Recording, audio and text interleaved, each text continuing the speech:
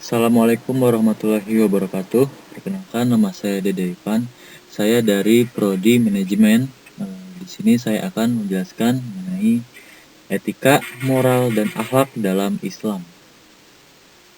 Assalamualaikum warahmatullahi wabarakatuh. Perkenalkan, nama saya Dede Ivan.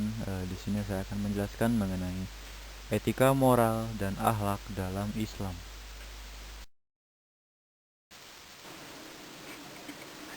Pengertian etika, moral, dan akhlak. Etika adalah sebuah tatanan perilaku berdasarkan suatu sistem tata nilai, suatu masyarakat tertentu. Etika lebih banyak dikaitkan dengan ilmu atau filsafat. Karena itu, yang menjadi standar baik dan buruk itu adalah akal manusia. Jika dibandingkan dengan moral, maka etika lebih bersifat teoritis, sedangkan moral bersifat praktis. Moral bersifat lokal atau khusus dan etika bersifat umum. Moral berasal dari bahasa Latin atau mores yang berarti adat kebiasaan. Moral selalu dikaitkan dengan ajaran baik atau buruk yang diterima umum atau masyarakat. Karena itu, adat istiadat masyarakat menjadi standar dalam menentukan baik dan buruknya suatu perbuatan. Akhlak berasal dari kata huluk yang artinya perang atau tabiat.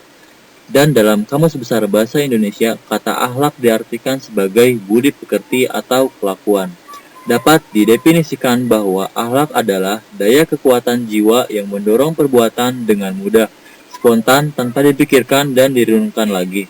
Dengan demikian, akhlak pada dasarnya adalah sikap yang melekatkan diri seseorang secara spontan diwujudkan dalam tingkah laku atau perbuatan. Pengertian etika, moral, dan akhlak. Etika adalah sebuah tatanan atau perilaku berdasarkan suatu sistem tata nilai suatu masyarakat tertentu. Etika lebih banyak dikaitkan dengan ilmu atau filsafat, karena itu yang menjadikan standar baik dan buruk itu adalah akal manusia. Jika dibandingkan dengan moral, maka etika lebih bersifat teoritis, sedangkan moral bersifat praktis.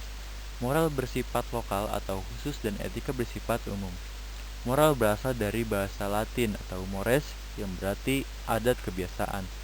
Moral selalu dikaitkan dengan ajaran baik atau buruk yang diterima umum atau masyarakat. Karena itu, adat istiadat masyarakat menjadi standar dalam menentukan baik dan buruknya suatu perbuatan. Akhlak berasal dari kata hulu yang artinya perang atau tabiat. Dan dalam Kamus Besar Bahasa Indonesia, kata akhlak diartikan sebagai budi pekerti atau kelakuan. Dapat didefinisikan bahwa akhlak adalah daya kekuatan jiwa yang mendorong perbuatan dengan mudah, spontan, tanpa dipikirkan dan direnungkan lagi. Dengan demikian, akhlak pada dasarnya adalah sikap yang melekat pada diri seorang, secara spontan diwujudkan dalam tingkah laku atau perbuatan.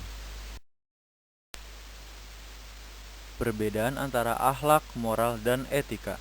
Perbedaan antara akhlak dengan moral dan etika dapat dilihat dari dasar penentuan atau standar ukuran baik dan buruknya yang digunakan.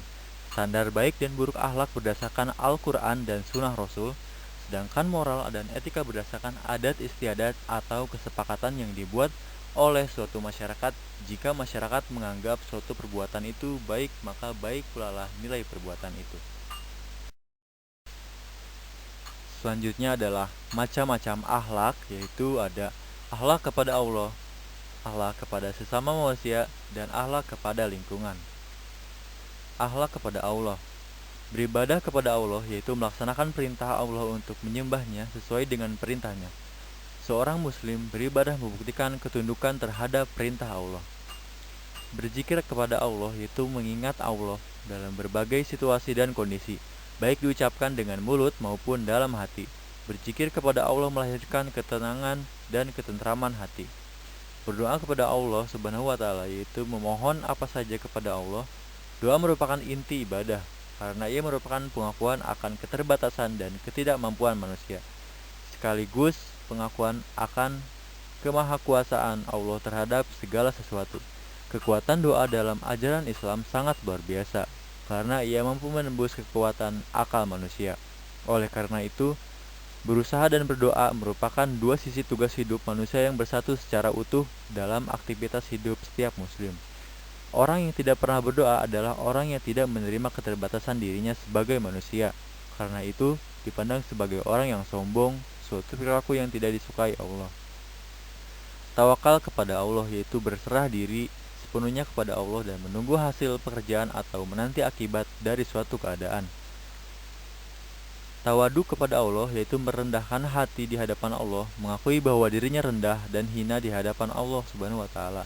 Oleh karena itu, tidak layak kalau hidup dengan angkuh dan sombong, tidak memaafkan orang lain, dan pamrih dalam melaksanakan ibadah kepada Allah Subhanahu wa taala.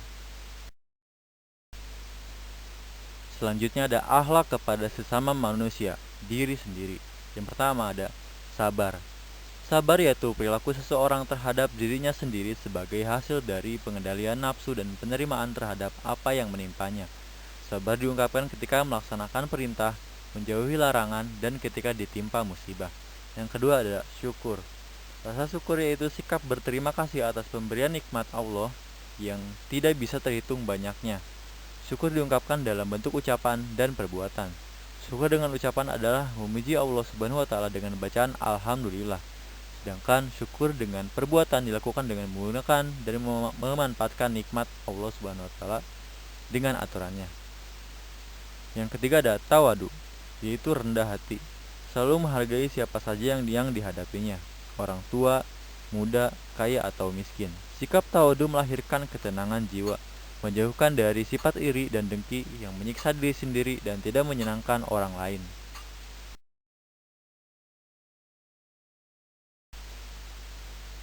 Akhlak kepada ibu dan bapak. Akhlak kepada ibu bapak adalah berbuat baik kepada keduanya dengan ucapan dan perbuatan. Berbuat baik kepada orang tua, ibu bapak dibuktikan dalam bentuk-bentuk perbuatan, antara lain menyayangi dan mencintai ibu atau bapak sebagai bentuk terima kasih dengan cara bertutur kata yang sopan dan lemah lembut, mentaati perintah, meringankan beban, serta menyantuni mereka jika sudah tua dan tidak mampu lagi berusaha. Selanjutnya itu akhlak kepada keluarga.